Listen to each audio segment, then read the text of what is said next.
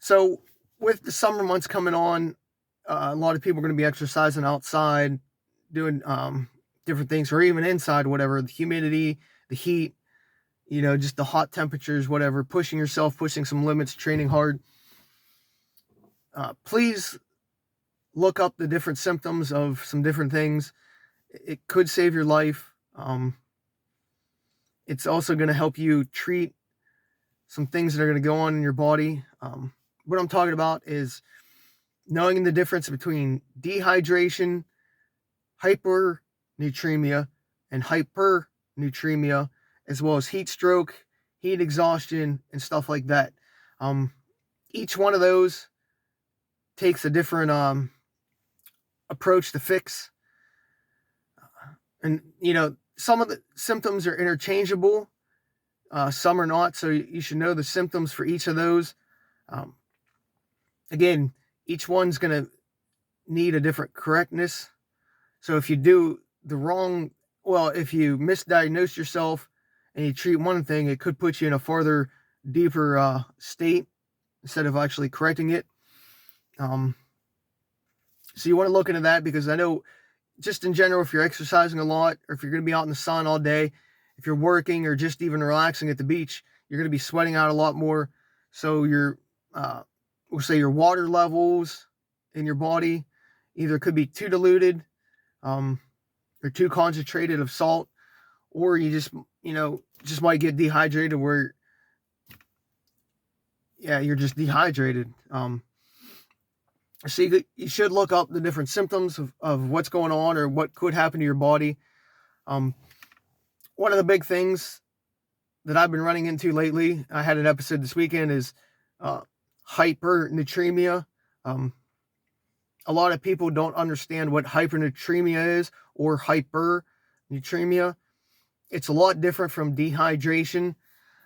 I don't want to get into all the medical stuff.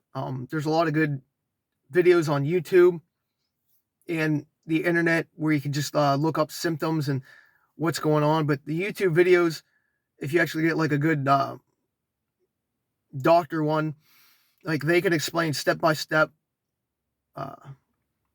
like the symptoms, what your body's doing, how to treat it, whatnot, and what's really going on medically.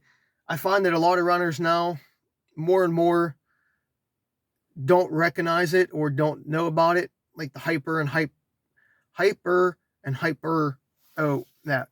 and OR natremias.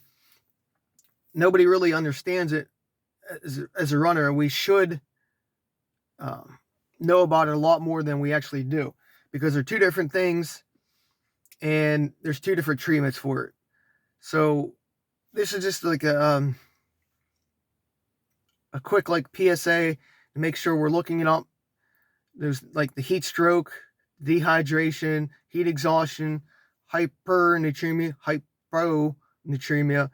So we know how to fix it, how to correct it, what the symptoms are. So if something happens to us, we can be like, hey, this is what's going on. This is what happened. This is how, you need to fix me. Because if you're out somewhere, you have no medical care that can come to you quickly, maybe another runner can give you something real quick to help fix you, get you stable until you can actually get medical help. So please look up the different things. It could save your life, and each one's treated differently, and you got to know the different symptoms, and you got to know your body,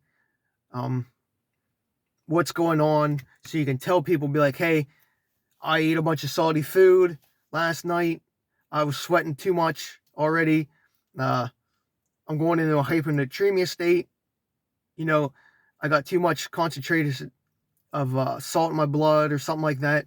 Like, just to know that, you just need like some water and like saline solution to get you back up. Whereas, maybe dehydration, you just need some electrolytes or something like that just to get you bouncing back. Just the difference between those makes a huge difference in recovery or how you feel. Or, if you treat it wrong, you're going to put yourself into a worse state. So know the difference. I don't want to get into the medical stuff. That way I tell you something and it's wrong, and then you come back and you get mad at me. But definitely look those up if you're going to be out the rest of the summer and even fall, if you're going to push hard or just even be outside for a couple hours. It's definitely knowledge that runners or anybody that's going to be outside for hours needs to know.